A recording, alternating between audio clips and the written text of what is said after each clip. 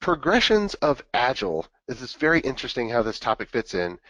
In the Agile Manifesto that came out 15 years ago, the first principle in the Agile Manifesto, and you can go to the website and check it out right now, has the words continuous delivery in it. How do we deliver valuable software continuously and early to satisfy the customer? And the industry has been on a mission to do that. And 10 years ago, it was a lot of custom scripting, and there wasn't a whole lot of commercial tools available to make it easy. And it's completely different today. It's very, very easy to get this working. I'm excited to show you how to do it. So there's a canonical book that essentially defines it. It basically is the continuous delivery white paper. Author is Jez Humble and David Farley by Addison Wesley. You can see the picture on the screen right here. And in the book, they expound on the Agile Manifesto and continuous integration, which has been really mainstream for a decade now or more, and defines 8 continuous delivery principles and 4 continuous delivery practices. And we're going to see those implemented here on top of TeamCity right now. I'm not going to read them to you, but I encourage you to read this book, and if you're a non-technical manager, at least go through every chapter and read the first few paragraphs. If you're not a software engineer, if you're not a technical person, you still need to know how to reliably and repeatably deliver software in your organization. So if you're non-technical, at least go through each chapter and read the first few paragraphs. So the architecture that we're going to be working with today, the cluster of systems, is the source in GitHub, and then TeamCity is going to be in control. It's going to be at the helm. It's going to be pulling the source from GitHub. It's going to be orchestrating every task, but we are using another tool called Octopus Deploy that has a TeamCity plugin that manages the environments and the actual deployments to each of the servers in our environment. I'll go over that in just a second. I'm not going to cover all of the technologies that are a part of the stack. Some of the logos you see at the bottom, Redgate, Database Lifecycle Management, SpecFlow for tests, InUnit, psake for build scripting, Azure. There's lots of tools that are a part of this chain. You can go to the source, and not all of them are in there, but a continuous delivery pipeline has lots of tools, and in the future there's going to be even more tools, but TeamCity, in this example that we're going through, is in charge of everything, and it orchestrates everything, and it maintains the logs, and it makes it manageable, and it controls the process, and it really makes it super, super easy to set up this entire continuous delivery process. So let's dig in. We're going to go over to the GitHub URL, and again, you can pull this code, you can fork it, and use it to your heart's content.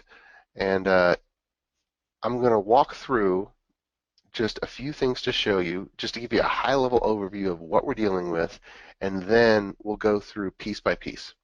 Okay, so in the TeamCity dashboard, we have 4 deployment build configurations. Clear Measure Bootcamp is the project, and by the way, build.clear-measure.com, if you're following along, feel free to put that in your web browser, and you can log in as guest, and you can poke around and see the logs. This is configured with a guest account so that you have a read-only access to it, but you can see that the latest build, I did a force. You can see no changes on a few of them just because I clicked the run button a few times. We have 85 tests. There are a few ignored tests, some in progress, but we are on version 2.0.61. We're using the semantic versioning convention, and you can see those versions flowed through to the chain builds. Now, just to give you a high-level pipeline of what we're doing here, I'm going to click on one of the builds and go to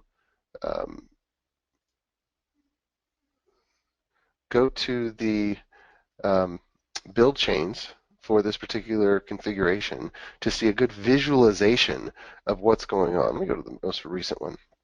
So I can pop this guy out and make it bigger. But this is essentially our continuous delivery pipeline. Notice how simple TeamCity makes the pipeline appear. First, we're going to do our integration build. That's the commit stage of a continuous delivery pipeline. And if you've been using any type of continuous integration server, you're very used to a process that fires off when someone makes a change to source control, and it does your compilation.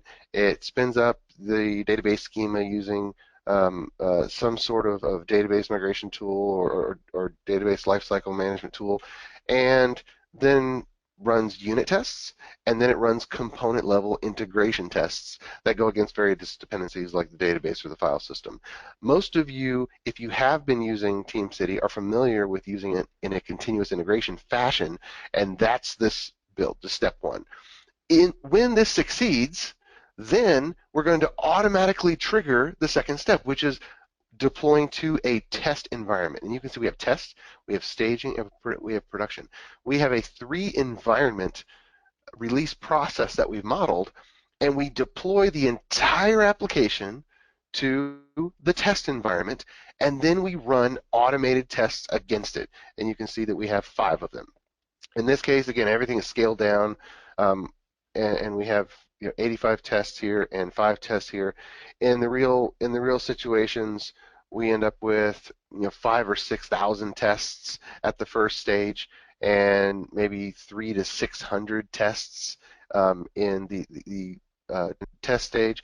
And then when we promote to staging, what we're really doing is making sure that when we go to production, everything is going to be okay. The purpose of that environment is not to run automated tests per se, but just to make sure that our deployment on an environment that is to the T, a perfect replica of production, that it works just fine. So we have a few scripts that just deploy it and make sure that it runs. But we've already done all of the functional testing and any other types of testing that we've needed to so far. I'm going to dive in to these various stages of showing you some of the unit tests and the integration tests, and I'm also going to show you some full system acceptance tests that are implemented using SpecFlow with the Gherkin syntax that is running on top of Phantom.js and essentially um, exercising the entire application as it is deployed in the test environment. But notice this crisp visualization that gives you access to everything along the way that you could want, and it visualizes where a particular release is in the deployment lifecycle.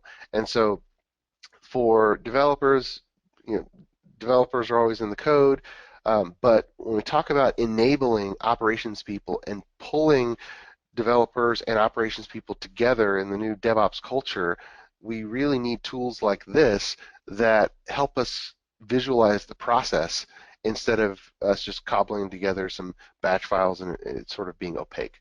So let me go ahead and close that down and unzoom. And I'm going to quickly switch over to Octopus Deploy, which is the tool that we're using to model the pipeline, and we can see how in the environments we have several environments for the Clear Measure Bootcamp code-based test, staging, and production. Now, again, this is simplified, and in staging and production, we're more likely to have multiple web servers configured in a clustered environment, but it's a pretty common ASP.NET MVC application on top of a SQL Server database.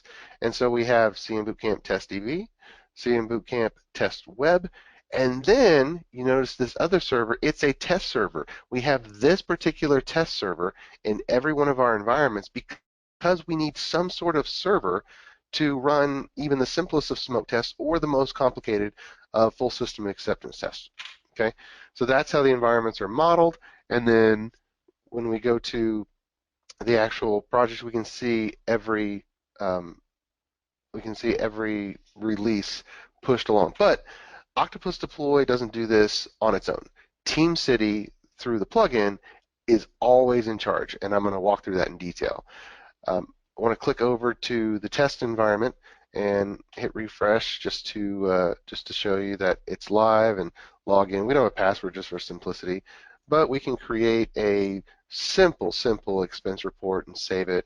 I'm going to go ahead and log out, and we have added some extra information to the layout file of the MVC application so that we can see what environment we're on and what release we're on and what database name we might be using. And so we can see 2.0.61, and we can see that we are in the test environment, and we can see what our URL is for our test environment web server. And if we click over, I have the staging environment here. I'll hit refresh with F5, and we can see that same version number is released here, but this environment is staging, and it is a different web application, but on the staging environment. You can see that URL here. Let's go over to production. See I'm staging prod web, and hit refresh, and you can see that production is still on 2.0.60, and we are in production there. So we've added this so that we can keep ourselves organized. And again, when you're really going to staging and production, if you're going to implement this, then you'll want to have a switch to hide this information. But I'm adding it for demonstration purposes because we are going to be pushing this through its paces. So if I go to if I just go back to my projects, and I'll just go ahead and force this so you guys can see it running while we're working on this, but I want to show you a few of the pieces. So let me go ahead and run this, and then as it's running, I'll walk you through some of the pieces inside Visual Studio, which you will see by pulling down the GitHub repository and forking it in your own environment. So as we go through, I'm not going to show this one because it'll take a while. Let me show you the most recent build, some of the highlights before I jump into Visual Studio. The build log is really interesting because we can see everything that it's doing along the way. And again, if you're using continuous integration, then you're very familiar with this, but this is so important that we have all of the logs in one place. We can see that we are rebuilding our database. We can see that we are running tests in a unit test DLL and an integration test DLL, any test that we have ignored. All of the output from in unit 3 in this case is controlled here. And then we can see the output from some of the smoke tests that we do include at this particular stage. Okay, so if I go back and go to artifacts, this is a file store that enables the build chain to work. We have in unit 3 just to be able to have it at various stages, and then we have the application components that we're going to be deploying. And so you can see in the UI project, it is the deployable artifacts of an MVC application. We have our web.config, we have our views, of course, you're familiar with the layout file right here, and from an operational standpoint, I can download and I can see exactly what file that was. Okay, so we have crisp record keeping of every version. Again, this is stamped with the version number 2.0.61 and stamped with the version number. So that's really interesting. As I show you the Visual Studio project, which again pull down from GitHub, just to show you what the structure of it is. It's a very simple solution that is structured using the Onion architecture dependency direction. And if you're familiar with Robert Martin's clean architecture, this also implements that within the core project using the feature descriptions as opposed to just layers upon layers with interfaces. So that's an interesting pattern that is in this particular code base. And I'm going to come back to this particular file, but before I leave Visual Studio and go back to TeamCity, I want to open up the build script. This build script is implemented using the psake technology, which you can think of it as NANT for PowerShell, or if you've actually done custom MS build, it's that for PowerShell. And so we have properties at the top, and you should be able to take this build script and just change the properties at the top if you're going to use it for your own purposes. And then we have the default task, which is run locally, which identifies the different targets to run in order, and then the continuous integration task, which identifies what to run on the build server. And so you can see some of the interesting things, like we are calling out to the MS Build command line to actually clean and then rebuild the solution file. And another interesting one is the test, where we're calling out to inunit3-console to run particular tests, and then you can see SpecFlow, which we'll come back to next. Okay, so let me just minimize this and go back to TeamCity and walk through how we actually connected these builds together and how we went from continuous integration to deploying to a test environment, and how TeamCity was able to deploy, and then how TeamCity is able to promote that numbered build to staging, and then how I was able to promote it to production. Okay, so if we go into this build configuration that is running, we can explore it, or I'm just going to go to the configuration settings and pull this up. And notice on the left, we don't have everything filled in. We only have a few settings, and I'll go over the highlights there. So this is the name out of habit. I add numbers to the front of it, but TeamCity has a feature where if you don't want to put numbers to it, but you want to have them listed in a specific order, you can reorder your build configurations, and that's pretty easy to do. The build number format is really, really important. This is how you implement semantic versioning. The build counter is just going to be an auto-incrementing number, and in this particular one, for this webinar, I bumped the version number to 2.0. We added some interesting acceptance tests, but if you go to 2.1 or 2.2, this is the source of a change in your version number. You don't put your version number in the source that you check in to GitHub. That's not going to work anyway, because you're going to have multiple Git commits that would end up being the same number, so you want those to be unique. Artifact paths is another configuration that is very, very, very important, because that controls what files are included in TeamCity's artifact repository. And so we have a build directory. Our build script dumps and copies the NuGet packages that represent each application component that's packaged with the Octopack tool, and puts in the build number and puts in the build directory. So we want every NuGet package that is in the build directory to be an official artifact of this build. And then we need the raw assemblies that are in the test directory. We need those saved off so that they're available for subsequent builds when we need to do a custom step. And then we need, again, just an inunit.console.exe, and so we put that in the artifact repository as well. Our version control setting, that's just a link to the GitHub URL. It's pretty easy. And then, one checkbox that I really advocate is clean the build. Clean all files in the checkout directory before the build. It makes it so much more deterministic.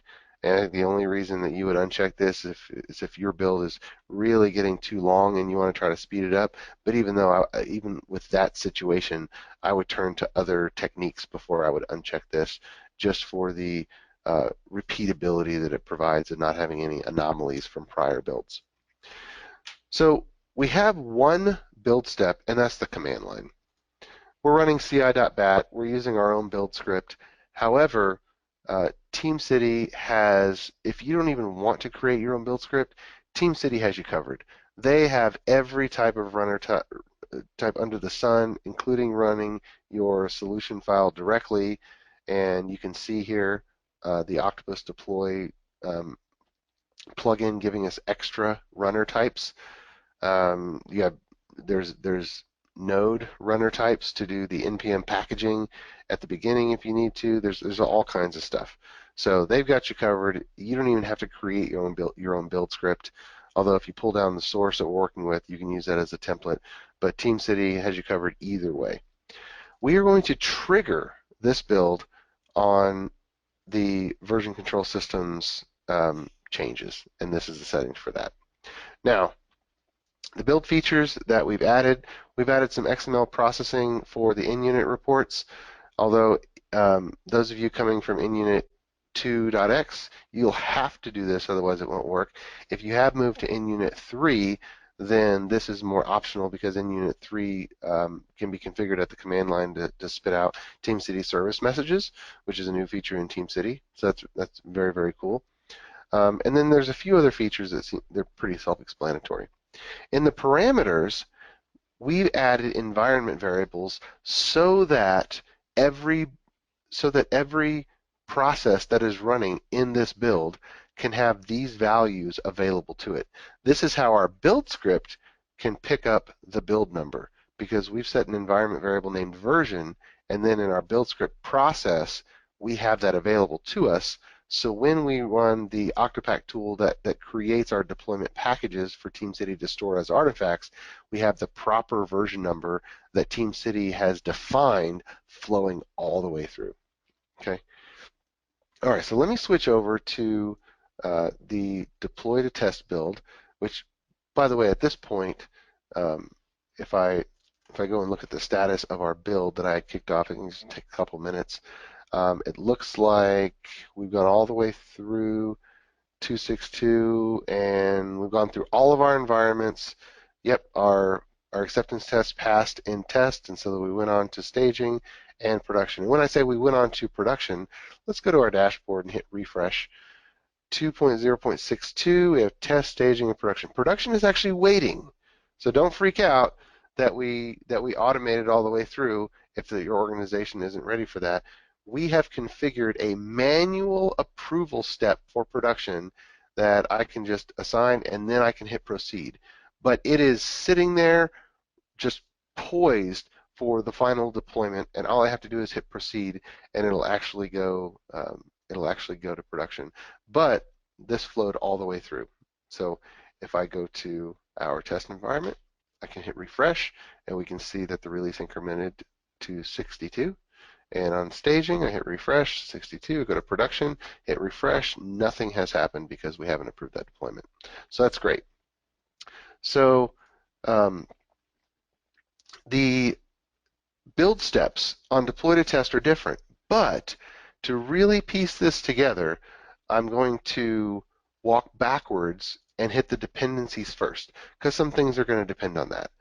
I want deploy to test not to pull its own source from Git on its own. I want it to use what the integration build has pulled. I want it to flow through, and so I'm wiring these together. So as I enter the stage where I'm wiring these builds together, let me pause really quickly to see if we have any pertinent questions in the queue. Yeah, there are a couple of questions from the attendees. Fantastic. So the first one is, what test tool are you using at the deploy to test stages to run the 5 tests? That's a question from Tim. Perfect.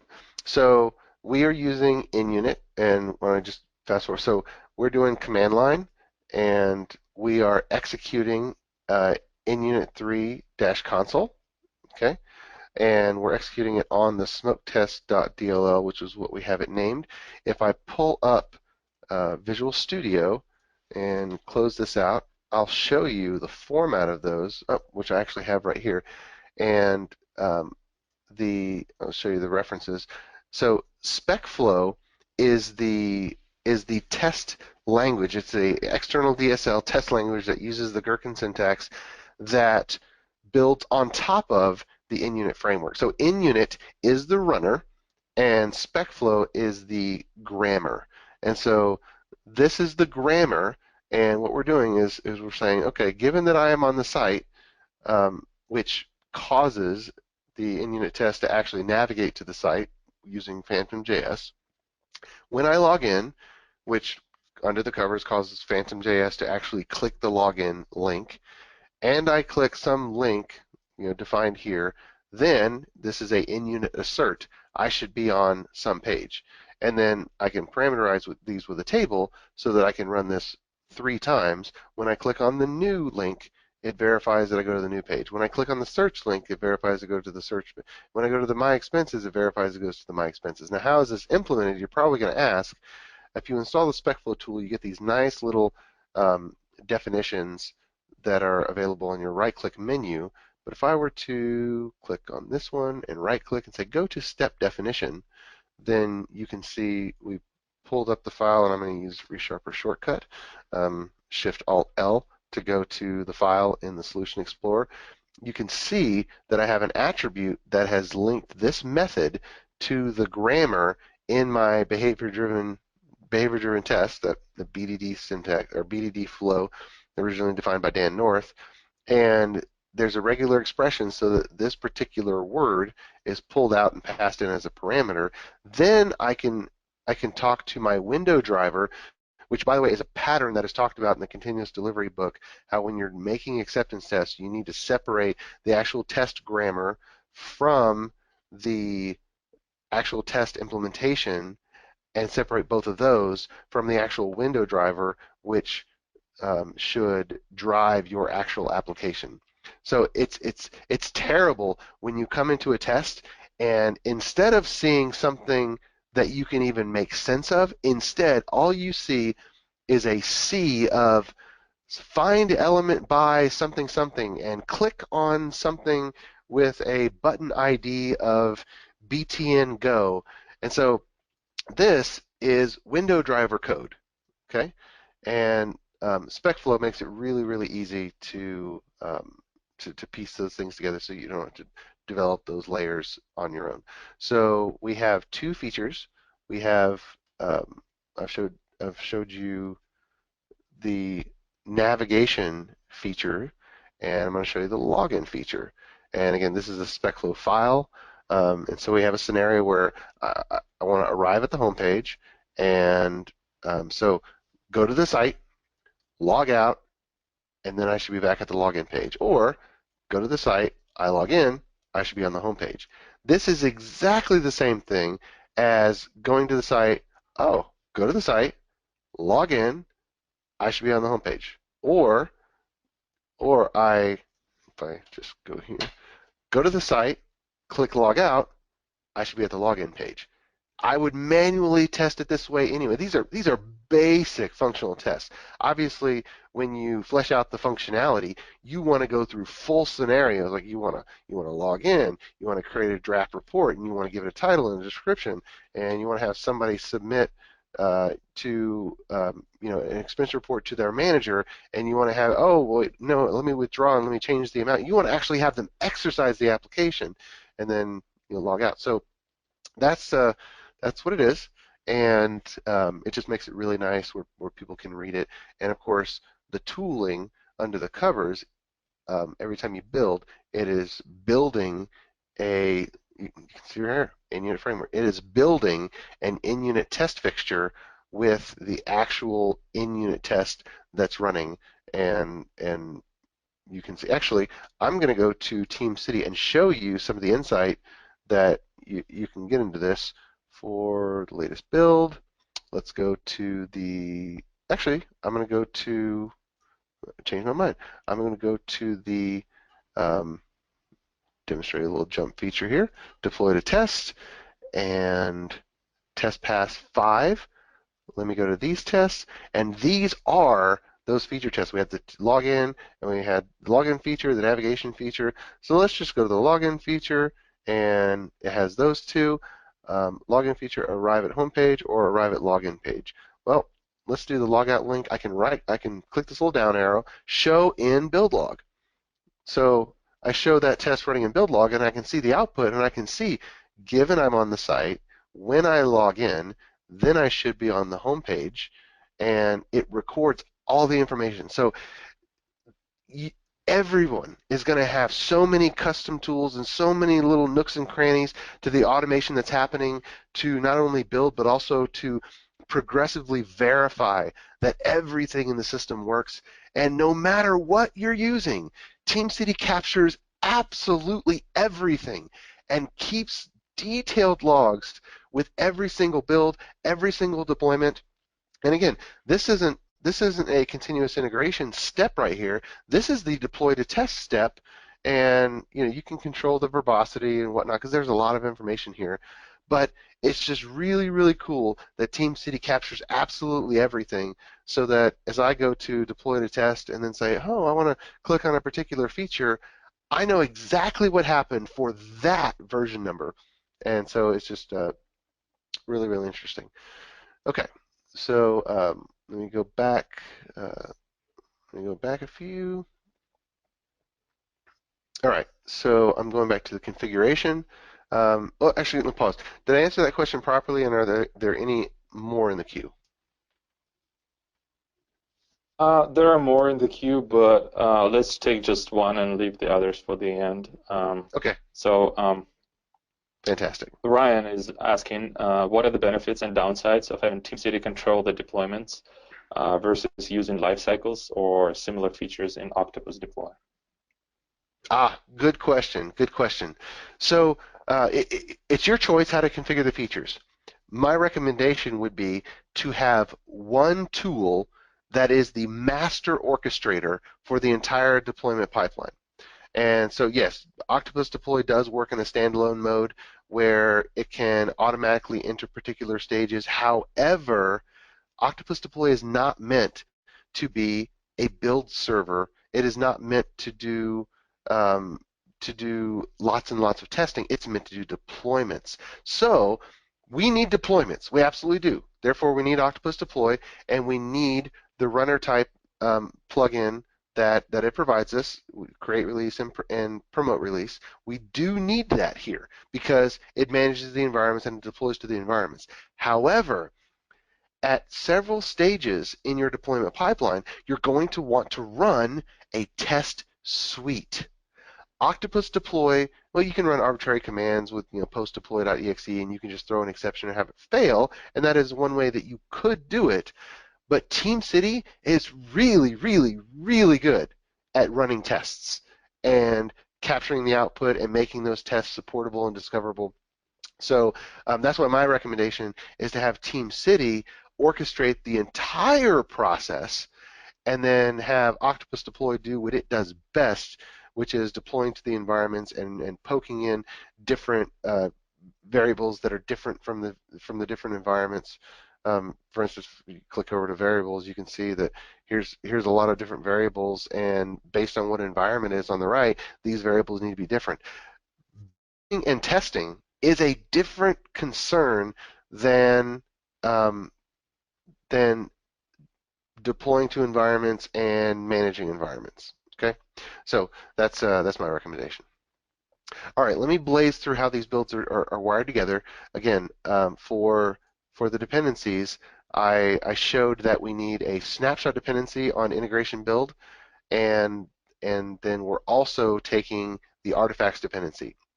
The artifacts dependency causes the source of this particular build configuration to be the artifacts of the previous build configuration. Because again, deploy to test, we don't need to go straight back to GitHub and get raw source. We need to get the release packages so that we can push it forward.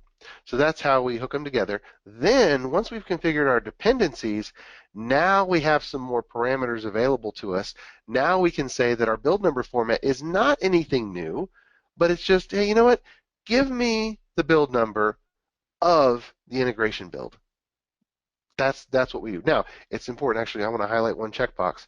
If we go to edit on the snapshot, it's important that we have these particular checkboxes checked to tie them together, and on the artifacts dependency, it's important that we build from the same chain, because you can see, if you're familiar with it, in this on this build server and in the GitHub repository, we're using the git flow branching pattern, and we have lots of branches going, and we want to build from the same chain. If we have a feature branch that does the commit stage and then the deploy to test, well, that needs to go ahead. But even though develop may go the continuous integration, commit stage, then test, then staging, but not production, because the develop branch doesn't go to production, only master. And then we have the master, which goes all the way through. So it's important to build from the same chain. Okay. So general settings, we're pulling the version number from the integration build, and that's really it for this screen. Version control settings, we don't even have a VCS root because we don't need a VCS root in this configuration. Build steps, we got two. One is the Octopus Deploy create release, and that's just Octopus does it for you. And we have our build server here. We have our API key, and then the version number. The project has to be the name that you put in Octopus, and then the build number is what is the release number. So again, now we're flowing through the release number to Octopus Deploy. So all the way through, we have the right number, because when we come here, well, we want, guess what? We want the release number. Okay. And then we want to deploy. This is the exact name of the environment to deploy to. And it's important to check this box, because if we don't check this box, TeamCity will just do a fire and forget and won't even care if the deployment succeeded or failed, and won't capture the logs by checking the box. TeamCity, we tell TeamCity, hey, I don't want you to just shove this over. I want you to be in charge. I want you to monitor this process. I want you to pull all of the logs that are kicking off and record them for me. All right, trigger. This is important too. It's a finished build trigger for the integration build. Again, we can have, it depending on any build, and we only want successful builds. And for the deploy to test step, yes, we want every branch. We want those feature branches, because feature branches need the full system acceptance test run as well. Failure conditions, the fail on build metric change, that you can get creative here. There's nothing particularly needed for continuous delivery. That's just whatever you want in there. Build features, we don't have any. I've already covered dependencies and parameters. We just have an API key. All right, so now let's go to the promote to staging. Again, I'm going to hit on dependencies. You see it's different. We have the snapshot dependency from deploy to test, because that's what we're dependent on, but we still want the artifacts from the integration build. The integration build is the keeper of the artifacts. Let me go back to one of these builds. Let's see the artifacts drop down. See, these are the artifacts. We don't need to republish the artifacts in the test staging or production stage, because if it's build 2.0.62, guess what? We have the build chain set up, we have the artifacts dependency, and we can wire that together. So we've got it, and we're golden. Go to version, rinse and repeat. I'm going to pull the build number from the integration build, which is the build that defined what it should be. No version control settings, because all we need is the artifacts. Our build step is a little bit different. It's the Octopus Deploy promote release, and we are going to, again, use the deployment pipeline project, whatever you've done, and we're going to promote it from this environment to this environment staging. Again, we want to show deployment progress. We need TeamCity to monitor this whole process. And triggers, we are going to trigger on finish build for deploy to test. But on staging, we don't want every branch. We only want the default branch, which is master, and we want the develop branch. We don't want any other branch going to staging, because staging in our scenario also represents the environment that we leave alone, so that our client can kick the tires, do any manual testing before they say, yep, I really am good to go to production. Okay. There are no build features. We've already covered dependencies, and so that's pretty simple. Now we're going to promote to production. Again, let's cover dependencies here. Our snapshot dependency is on promote to staging, and the artifact dependency again is on integration build, because we're getting the same artifacts. So general settings, again, you're starting to see a pattern here. We're getting the build number from the integration build, and the build step is promote release. And in this case, we are promoting from staging to production, and we are not going to have TeamCity sit there and wait and monitor it because we have configured Octopus Deploy to have a manual approval step and not immediately in go. We said, hey, no, just get prepped, get everything ready, but don't actually send the stuff to the production servers just yet until we have that approval step. Now, if I wanted to chain another build and model the approval step directly in TeamCity, I absolutely could do that, but it would be custom configuration and custom work on your end. That is a feature that Octopus has just built in. All right, let's go to triggers. Again, we are triggering this one, promote to production, on promote to staging. And this is important. We're only going to trigger it if it was build run on the default branch, which is on master. No branch other than master should go to production in this configuration. Not develop, not any feature branches, not any release branches, only master. This is really important because you don't want anything except for master to go to production. So it's important that you get this setting right.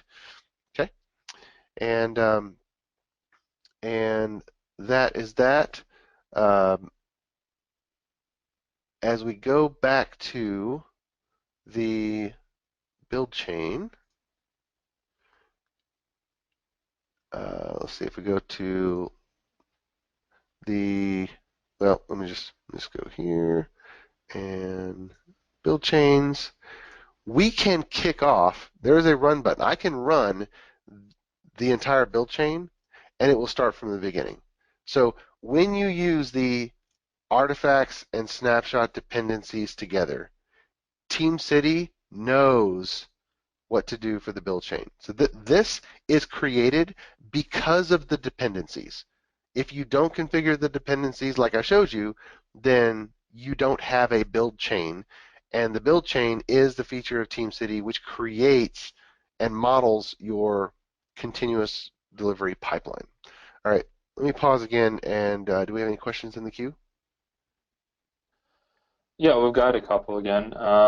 I'll just read out one so that we can save the others for later. So a question from Lars. Where would the customer run an acceptance test? Seems like a random commit to a feature branch would redeploy different code to the test environment. Good question. So every organization is going to have a different number of environments that are necessary. And so in this case, I have chosen to have a 3 environment deploy pipeline. And in my environment, the test environment is a 100% fully automated test environment. My staging environment is it does double duty for user acceptance testing. So if the question is, what environment can I tell my user to go through and do tests on, then that would be the staging environment. Now, if your question is, I want to be able to develop on a feature branch, and I want to have an environment that stay still with a stable database without automated tests, creating and deleting records all the time. And then I want a user to be able to use that and maybe report some bugs or provide some feedback on a feature branch. Then this deployment pipeline doesn't have that modeled, but it would be very easy to do. You would put an environment between deploy to test and promote to staging, and you can have an explicit UAT or call it QA, call it whatever you want, and put an additional step in here, create a new environment, and instead of running our acceptance test suite, instead we would configure it to run on every branch so that our feature branches would go to it as well, and um, deploy to it, and it would be there for the customer to use. Now you might wonder, hey, well, what if somebody else changes something? It's just gonna do another deployment, and it's gonna blow what they have away. What if the QA engineer or customer isn't ready to get a new release yet? Well, to answer that question, that's where you go to your process and you can insert a client approval step. That's why we have that for production, so it'd be trivial to add that step for a QA environment, and all you're doing is saying, okay, we're going to deploy here, but before it happens, I want somebody to click a button. And so if we go here and go to production, again, somebody would have to say, tester is ready for new build and then click proceed. Okay. All right, did I fully answer that question?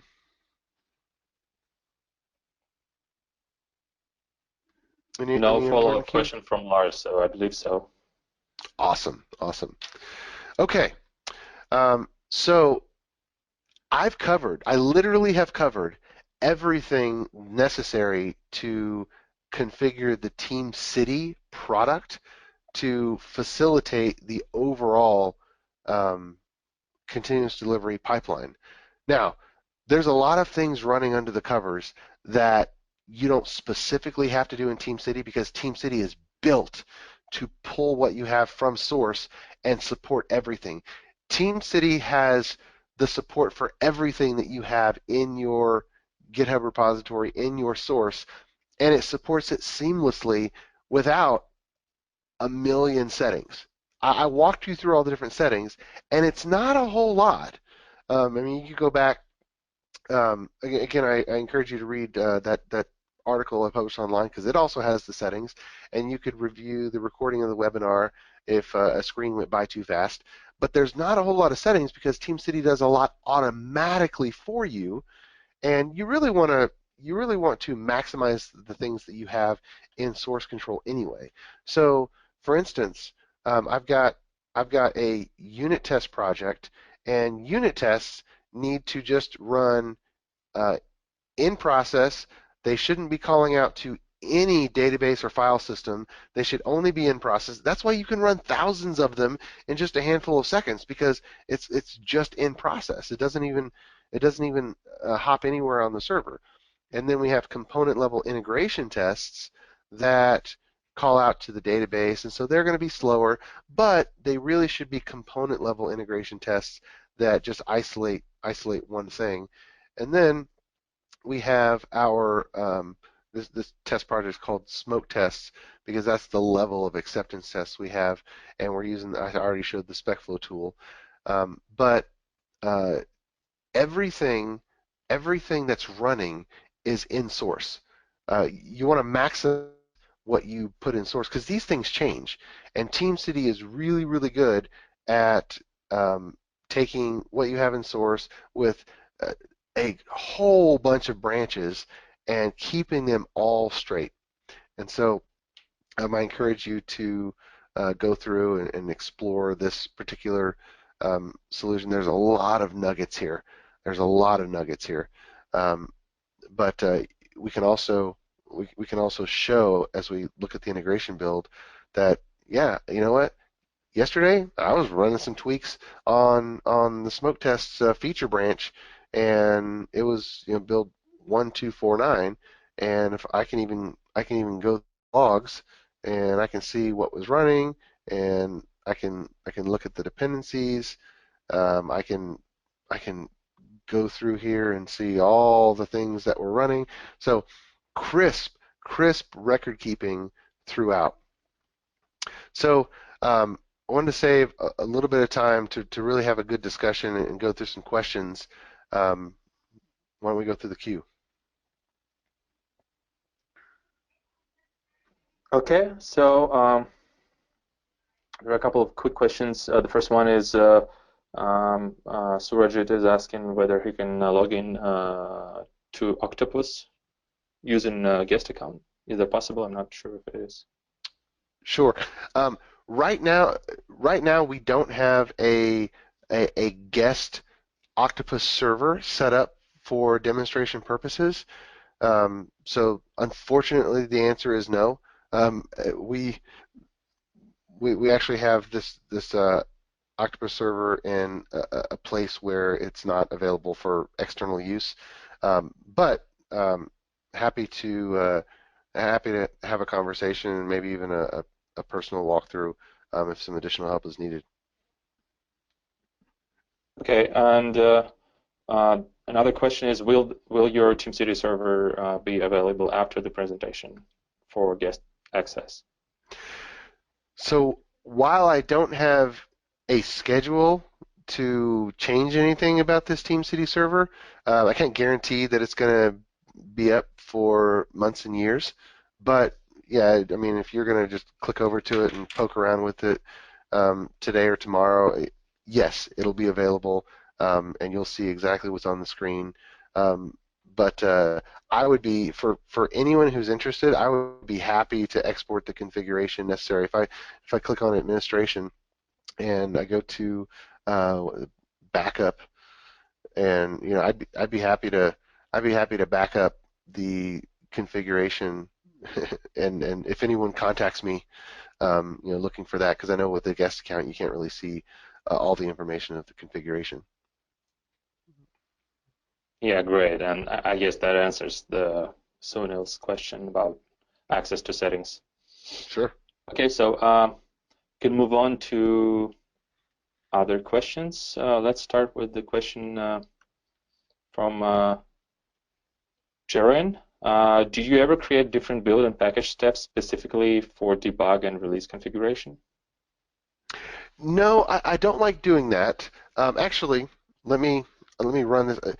This is on my local workstation. So I have Visual Studio, and there's all the code here, and then here's the working copy that I have, and it's just, it's directory C/working/ClearMeasure Bootcamp. This is my Git repository, and um, and once I'm on a build server, there's no more debug. I'm doing my integration build. It is for a release, and when I'm doing test, everything's released. Now, if I want to do something debug, I can do it locally. And the psake script, this is the file actually, and I have some helper. I have a helper build.bat. Let me show it to you. And the build.bat, all it does, let's see if I word wrap, all it does is call PowerShell, so that I can load the psake module and then run default.ps1, and then I have click to build.bat, which essentially calls build.bat with a pause, so I can double click it. So I can run this entire build locally, and I'll let it run here for you guys. And if you want to do something in a debug fashion, then you can do that here. But once we're on a build server, in my opinion, unless you have special circumstances, we're always in release mode. If we're debugging, then if there's a hairy bug that you can't reproduce and you need to really reproduce it, then you can change it. And actually, if we click over to the configuration, actually both sides, if we click over to the configuration and go to parameters, the build's running, so a few windows are popping up. If we go to parameters, notice the configuration is set to release. You can change it to debug if you like, and you can clone this build configuration if for some reason you do need a persistent debug configuration. So everything is possible with TeamCity. My own professional guidance is that under normal circumstances, we're working in release mode. So, next question? Yeah, Alexander suggests us to make a hotfix to the previous version. Well, I believe the question is what happens in that case if we make a hotfix to a previous version. Absolutely. So that is where the Git flow branching comes in, because Git flow branching has a hotfix branching mechanism, and in that case, as I'm walking through this, you would see a hotfix branch come through, and you would see the deployment pick this up. There would be some additional configurations necessary to support the full hotfix model, because typically you create the branch for a particular hotfix. So you need to create, instead of, let me click through and just show you the settings that I'm talking about, where we have, let's say, deploy to test is pick up on this, you would need to create a parallel hotfix deployment pipeline for the version numbers to flow through, because your integration build, your hotfix integration build, would need to be specific for hotfixes are a big deal. These are a big deal. It's not just most of the time you want to do a hotfix in the normal course of progression. But if you must go through and do a hotfix of a particular version and release and re-release only that version, you really are setting up another deployment pipeline, and you're going to reset this back to whatever whatever the hotfix was, and then you're going to have it look at, if we go to version control settings, you're going to have it look at a specific branch. Let's see here. Instead of master, you're going to have it look at the specific hotfix branch and then carry that through for the other stages. So hotfix, I mean, that is a big deal, and that is a new set of configuration for TeamCity, but absolutely it can support what you want to do. Next question. Yeah, the next question is about semantic versioning, and the question is, how do we manage semantic versioning in TeamCity? Do we have to manually keep updating the major minor versions? And yeah, Sonil and some others are asking that. Sure. Yeah, so really what we're talking about, semver.org, just if you go and read the definition of semantic versioning, then the patch is really what we're letting TeamCity auto increment. Major is a human decision, and minor is a human decision, because when we're just incrementally going through and running builds, all of our changes should be backwards compatible. You know, either backwards compatible features, bug fixes, whatnot. Now, when we integrate a major new feature branch, and we know that it's going to be new functionality, then we should go into TeamCity. You know, once we integrate that, and we should increment the minor version. And when we're going to break compatibility, then we need to go in and change it. Either way, a human is really the deciding factor of when something is not just a backwards compatible change, and when it's new functionality, and when we shouldn't expect API compatibility. So there is a human judgment call, and so you would go into the configuration of just the first build, general settings, and these are the two that require human decisions to change. And in our configuration, we have it pushed there. Now, this field is completely parameterized. So if you have some scheme of deciding based on some algorithm what the build number should be, this field does support the ability for you to craft that algorithm and pull it from whatever other source that you need to suit your purposes. Our next question. Yes, a question from Eric. What do you get out of psake that you don't get from using additional TeamCity build steps? Good point. Good point. So let me open up the. It's pronounced sake. So just like the Japanese drink, but PS on the front for PowerShell. So sake is what we don't get. Well, let me talk about what we do get from TeamCity tasks. TeamCity can execute anything. So I can, with TeamCity, I can absolutely run MS build, and I can pass in all these parameters. I can absolutely run all these steps, and I could put that as a step. And I could put this as a step. And rebuilding database, I could run AliSQL and put this as a step. I could rebuild my test set of data and put this as a step. And I could do all that. And I could even configure PowerShell to do my copying for packages and other various things that you typically need to script out. However, if it is in TeamCity instead of my source repository, then I should expect that it is not code.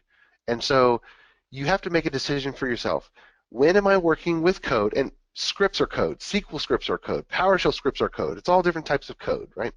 When am I working with code, and when am I working with configuration?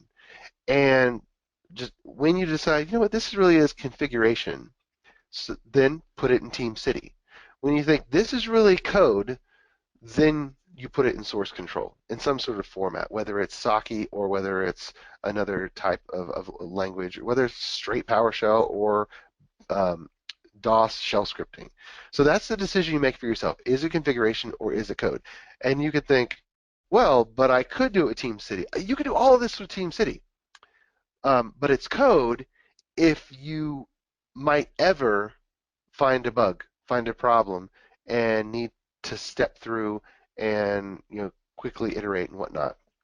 Um, One reason I also like having a build script locally is before pushing to source control, regardless of what branch, I can run every single thing right here on my own laptop, not connected to the internet. This laptop could be shipped in a space shuttle to the moon, and in zero gravity, I could run click-to-build.bat, and it would work with zero dependencies. And so I have a fully self-contained private build, which again, this is part of the continuous delivery guidance in the Jez Humble book. You absolutely still need the tenets of continuous integration, which includes a private build that developers can run on their workstations. A developer workstation is the first line development environment before we get to the continuous integration server. So in some mechanism, you need a way to run that private build locally. TeamCity does have private builds that you can run on a particular branch, but there's no replacement for having the ability to run the private build and have everything locally without any dependencies. Next question. Yeah, the next question is from Alper Sonar. So how does the production deployment build differ from other builds? I'm guessing we don't want to rebuild database when deploying to production. Yeah, my good friend Alper, how you doing? So the production build, the TeamCity configuration is different because we only deploy um, the master branch. Uh, the staging and production are different from test in that we don't run any automated tests because that would alter the set of data.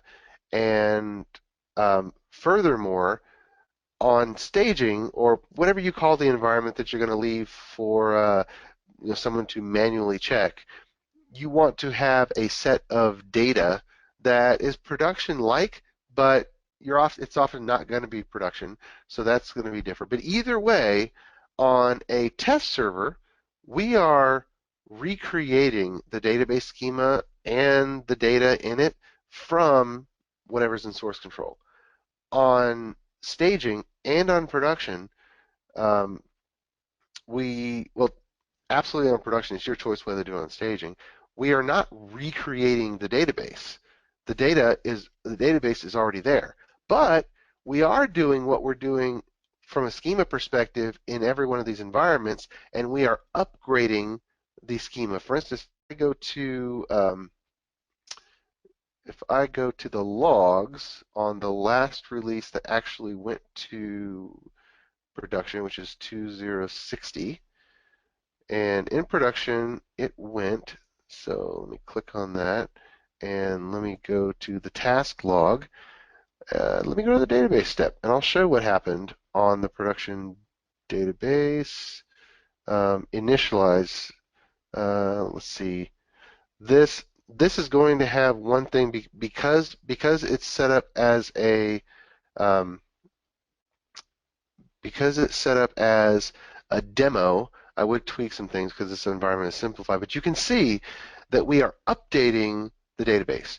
And you can see that these are the SQL scripts that are in source control, and we're checking to see if they've already been run using the AliSQL database migrations tool, and you can see it's already executed. Now, if one of my changes includes alter table add column, and that's a new SQL script, then we're going to see a new SQL script, and it's not going to say skipping already executed. It's going to say I'm executing this SQL script, and during the deployment, I get that new column to that table in production in an automated fashion. And I'm safe because that exact same process has run at our commit stage, has run at the test stage, and has run at the staging stage. So every bit of automation has been tested multiple times before it ever gets to production. Not just the code, every single bit of automation has been tested before it gets to production. All right, good question, Alper. Next question. Yeah, so the next question is from Vikram. How did you get the footer details updated with the build version and environment updated from TeamCity if all the artifacts were produced in the initial build step? Oh, sure. So, well, let's just go to staging and let's click over here. Let's do edit build configuration. Notice that we're getting from integration build here for the number in the dependencies, even though I'm in promote to staging, my artifacts are coming from the integration build. So I'm getting those exact artifacts. So I've got them all. And if we go back to what the artifacts are, then let me just let's see, 262 artifacts. It's going to be in the UI, and if I pull down the layout in shared, let me just click on that, and there's there's no magic behind the curtains. I'm going to open with VS 2015. There it is. Okay. So that is the file that I just pulled down. That is the file that is being deployed.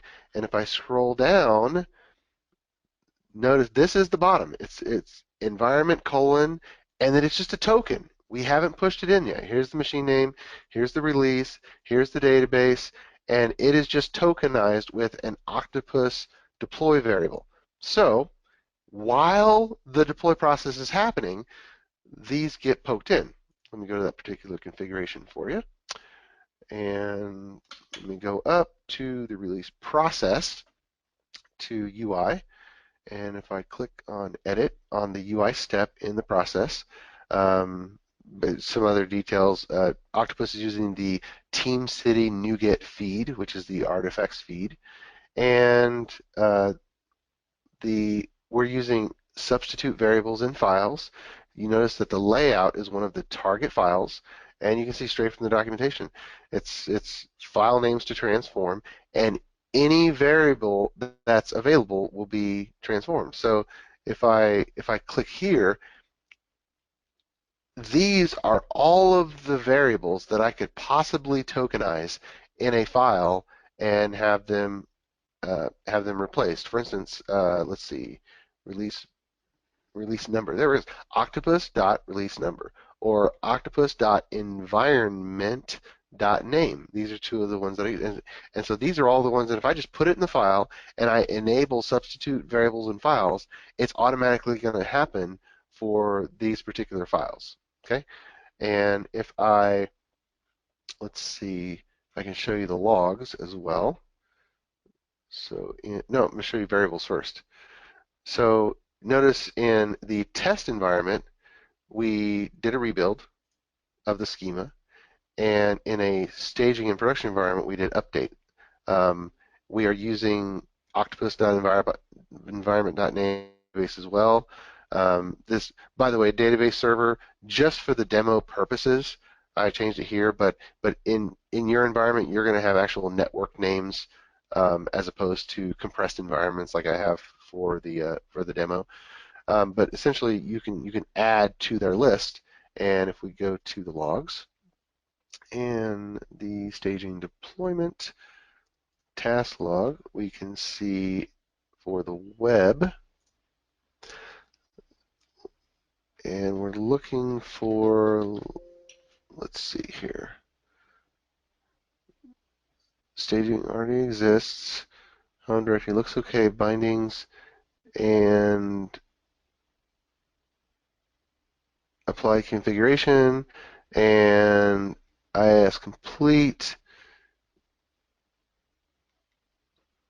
Um, I think I think I should have put on the more verbose logging because it's somewhere up here that it actually happens when we're deploying the UI. But the configuration that I showed is the configuration that makes it happen. So that answers the question. And if you do not put it in your Octopus deploy configuration to actually name it, then it won't get touched. But by putting it here and by having tokenized hashtag brace some variable that it understands, it automatically gets replaced while it's copying the files to the target server. So that's how we hook it up.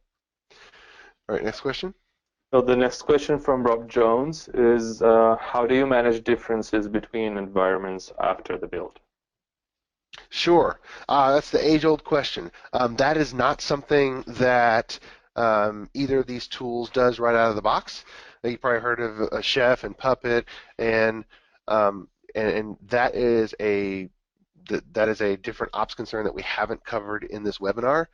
But your database schema is probably the closest to that type of thing where you have a database schema and it is something that you have to keep moving up along the way. You have to keep migrating, you have to keep enhancing it. And so the philosophy that you have to approach anytime you have a long-lived resource is that over time with the new application versions, you're going to continually make tweaks to it. And to the extent that you can run all of the tweaks in order and rebuild one from scratch, you now have the ability to create one from scratch. So that would be my answer. And we don't have that covered in this code base, and that would be probably a webinar of its own topic. Yeah, can we take one more question? Absolutely. There's a question about UTrack, which is a JetBrains issue tracking system, and the question is from Glenn. Have you ever integrated an issue tracker into your TeamCity examples? I do not have an example with it integrated. I have done it, and we have teams with that integrated, but I don't have a working example for you to see. Although TeamCity does support integrating the issue tracker, it's pretty darn easy to integrate. I think just a few clicks with. Well, there's so many configurations you can do with the issue trackers. Create new connection, Bugzilla, Jira, UTrack. I mean, everything in TeamCity is just a few clicks, so it wouldn't be that hard. Do we have time for one more question? No, I think we're about time, aren't we? Yeah, I think we should wrap it up. Just a quick question from Bill. You, Jeffrey, said that it's possible to export the TeamCity configuration, and Bill is wondering whether it's you can put that file into the GitHub project for a clear measure bootcamp project. I wouldn't put that particular file in that GitHub repository, but just contact me on Twitter or through our website. Contact me and I'll get it to you.